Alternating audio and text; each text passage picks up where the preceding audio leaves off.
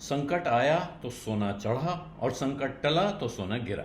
और ये बिल्कुल सामने दिख रहा है। आप अक्सर सुनते होंगे करेंसी ऑफ क्राइसिस सोने को कहते हैं। और इस वक्त सोने के दाम में तेज गिरावट, आज जबरदस्त गिरावट आई है। 3,400 रुपये 10 ग्राम सोने का दाम एक दिन में गिर गया है। और ये बिल्कुल स्पष्ट संकेत हैं कि अब दुनिया में ज़्यादातर मोर्चों पे शांति है, हर जगह से संकट टला हुआ है। भारत का अगर हाल देखें तो पहला जो भारत में भारत पाकिस्तान के बीच जो तनाव चल रहा था, युद्ध, लगभग युद्ध की कगार पे थे दोनों देश, वहाँ से वापस आने का ऐलान हो गया था, लेकिन फिर भी किंतु परंतु चल रहा था। वो किंतु परंतु भी समाप्त है और आज तो प्रधानमंत्री मोदी भी राष्ट्र को संबोधित करने वाले हैं। तो ये मोर्चा बिल्कुल साफ। दूसरी तरफ चीन और अमेरिका के बीच जो व्यापार का तनाव, ट्रेड वॉर की आशंका थी, वो भी टल गई है। दोनों देशों में सहमति हो गई कि हम 90 दिन का एक पॉज लगा रहे हैं और उसके बाद फिर बात करेंगे।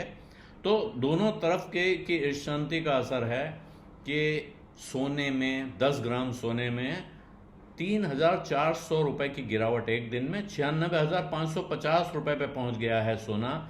ये पिछले 10 महीनों की सबसे बड़ी गिरावट है। 10 महीनों में इतनी तेज गिरावट कभी नहीं हुई है और वजह बिल्कुल साफ है। और जो सराफा एसोसिएशन कह रहा है कि साहब ये दाम ज़बरदस्त तरीके से गिरा हुआ है। अलग अलग प्योरिटी का सोना होता है। 99.9 वाला शनिवार को पहुंचा था 99,950 पर और 99.5% वाला सोना था 99,500 का। तो वहाँ से ये 3,500 रुपये की गिरावट एक दिन में ज़बरदस्त है।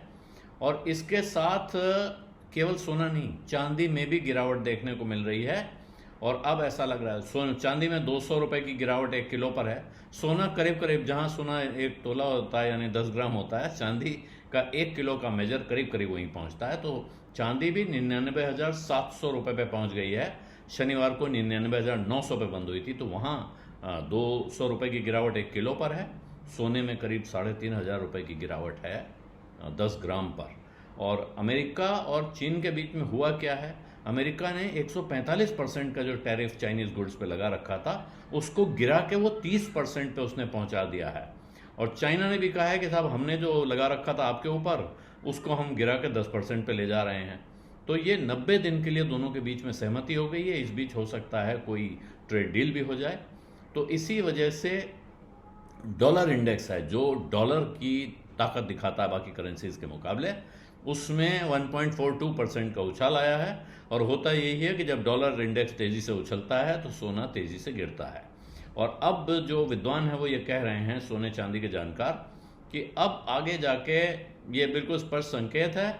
और इसीलिए सोने में प्रॉफिट बुकिंग हुई। जैसे ही शांति के आसार दिखने लगे तो जो सोने के ट्रेडर हैं, मतलब जिनको सोने में एक एक दिन का या हर घंटे के उतार चढ़ाव का असर पड़ता है, उन्होंने सोने में बिकवाली की। और इसी वजह से वहाँ, और दूसरा स्टॉक मार्केट में जो ज़बरदस्त रैली आई, तो बहुत सारे शॉर्ट टर्म लोग तुरंत सोचा सोना बेचो स्टॉक खरीदो, वो उस तरफ निकल लिए हैं। और बाजार में रैली का मतलब है कि लोग रिस्क लेने की तरफ बढ़ रहे हैं, उन्हें दुनिया में शांति के आसार दिख रहे हैं। और जैसे ही लोग रिस्क लेने लगते हैं तो वो सेफ हेवन से यानी करेंसी ऑफ क्राइसिस से निकलते हैं और रिस्क एसेट्स की तरफ यानी इक्विटी बाजार की तरफ जाते हैं। और यही वजह है कि इस वक्त, और आप यहाँ से क्या आपको लंबे समय तक सोने में नहीं रहना चाहिए, बेच देना चाहिए, इन सब सवालों के जवाब देखिए जो ट्रेडर हैं, जो डेली मूवमेंट में है, वो तो अपने अपने जवाब अपने अपने एडवाइज़र से या अपने टेक्निकल गणित से निकाल रहे होंगे।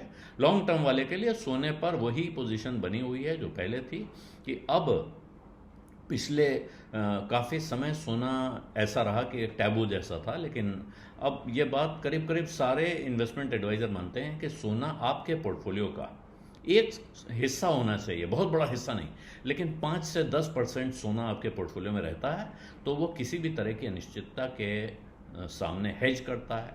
दूसरी बात, अगर सोने के गहने का शौक है घर में किसी को, तो वो तो आपका शौक है, उसको आप इन्वेस्टमेंट ना माने।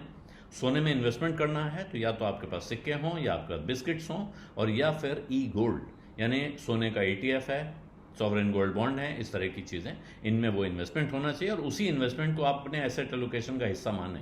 घर की महिलाओं के या पुरुषों के जेवर, उनको इन्वेस्टमेंट पोर्टफोलियो के एलोकेशन का हिस्सा नहीं मानना चाहिए, क्योंकि वो शौक की चीज़ है, और शौक जब तक चलेगा पता नहीं है। जिस दिन आपको ज़रूरत पड़े उस दिन वो शौक ख़त्म हो जाएगा, ऐसा कह नहीं सकते हैं। उस दिन काफ़ी दुख तकलीफ हो सकती है, तो इसलिए उसको इन्वेस्टमेंट का हिस्सा मान के चलना समझदारी नहीं होगी।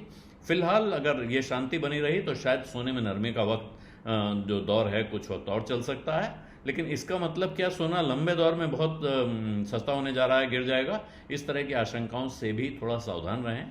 जो लोग बहुत वेरी शॉर्ट टर्म पोजीशन लेके बैठे हैं वो अपने सलाहकार से सलाह लें। लेकिन जिन लोगों को बहुत लंबे समय की जिनका होराइजन है, जो सोचते हैं कि हमें कोई जल्दी नहीं है, तो उनको धैर्य से काम लेना चाहिए। बिज अड्डा में आज इतना ही है, इजाज़त दीजिए, धन्यवाद।